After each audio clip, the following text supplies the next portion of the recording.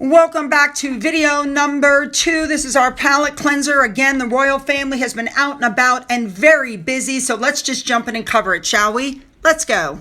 We're going to start off with Sarah Ferguson, the Duchess of York. She is in New York City for Climate Week at the same time that Harry is there. However, it does appear that the two of them will not be meeting up. Now, Sarah put up all these pictures and a little tiny video that she did showing herself on the streets of New York, getting a New York hot dog. She was like, I can't wait to eat this thing. And now they're calling it, as you can see above, a secret trip. This was not a secret trip.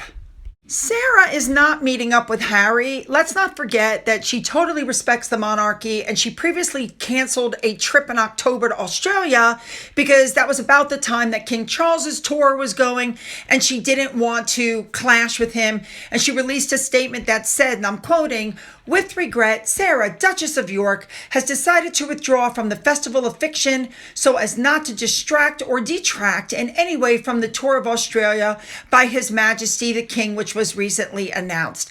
So she's not meeting up with Harry. She's there in New York to do her own thing. Good for her. Let's move on. Let's move on now to Sarah's ex-husband and the man she still lives with, Andrew, the Duke of York. It's being reported that he is coming out fighting in his feud with King Charles, even though this whole thing with the Amazon Prime series has come out, about the interview. We've already covered that multiple times. What's being reported is that Andrew is not going to move out of the Royal Lodge despite the feud. He has absolutely no intention of going anywhere. And as far as this whole thing where they keep bringing up everything that he's done in the past, they're saying that he's just getting on with his life. These are endless attacks. It's like water off a duck's back, and he's not paying them any attention. Good for him. All right, let's move on.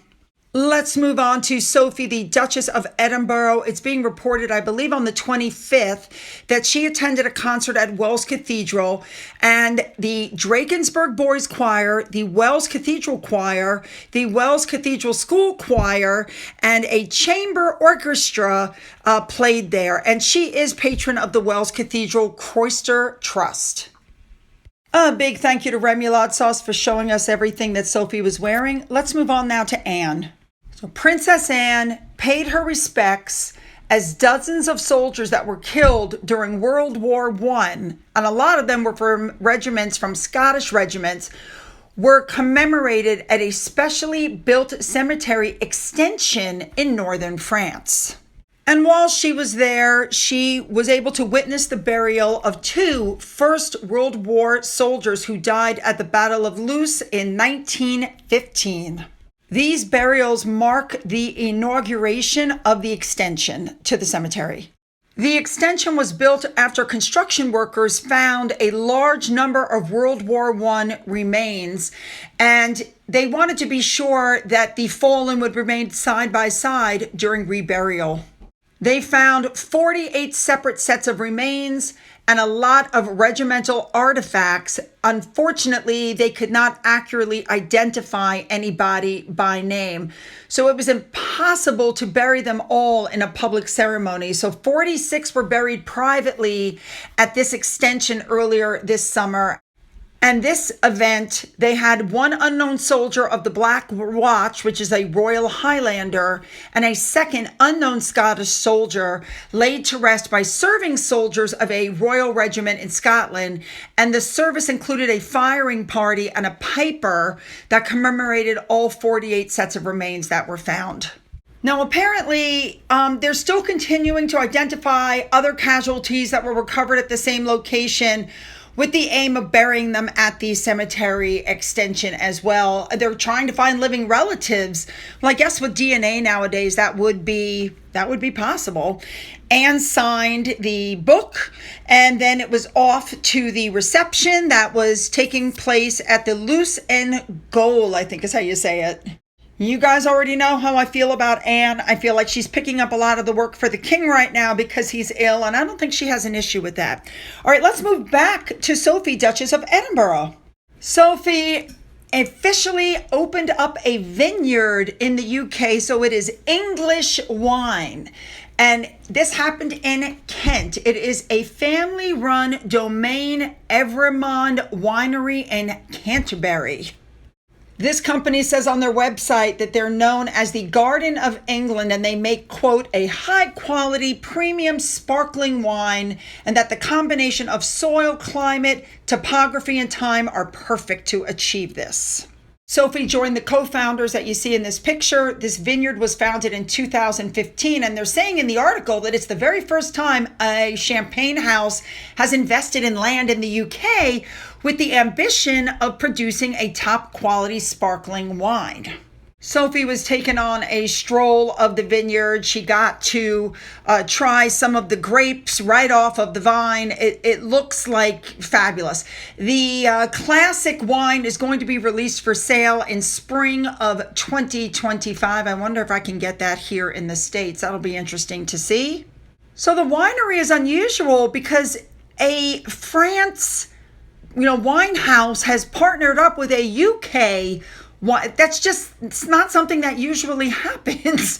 They said it's very unusual to have that happen. Anyway, of course, Sophie got to taste test some of their product at the opening. Who can blame her there? It looks very much like she enjoyed it. And then, of course, she unveiled a fabulous plaque.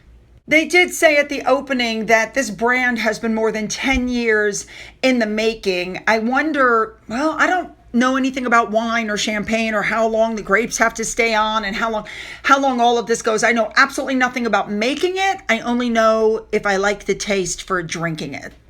I don't usually drink alcohol anyway. A big thank you again to Remoulade Sauce for showing us everything Sophie was wearing. Let's move on. Next up, we have Edward, Sophie's fabulous husband, the Duke of Edinburgh. He was the star guest at a Stelios Foundation charity dinner in Monaco on Tuesday night. The event was held at the Stelios Foundation Conference Hall in Monaco. There were 60 very distinguished guests, including Prince Edward. It was a charity dinner to raise funds and awareness for the Duke of Edinburgh International Award Foundation. And they raised, if you can imagine this, £102,000. I think that's wonderful. Last but not least, we have Queen Camilla. There is a campaign by The Independent to build a refuge for women and children that are fleeing domestic violence. We know she has been a long supporter of this sort of thing, and she made a substantial private donation to the innovative Brick by Brick appeal, which is raising money for a safe, secure home for domestic abuse survivors. They are attempting to raise £300,000 each brick. Each donation of £15 buys a brick, and apparently they've already started working on the foundation. So they're hoping to raise the rest of the money to finish the building. I think that's a very worthy thing to do. All right, you guys, that's the end for Saturday. Don't forget to hit the like and the subscribe button, and then go down into the description box. Leave your comments. You'll also find the links to my Twitter, my Gettr, my Rumble, my email, my Patreon, which is currently paused, my Amazon wishlist, and my physical address. For those of you who've donated to my coffee fund, thank you so much. We will see you Monday morning. Have a safe and happy weekend, and have a great day.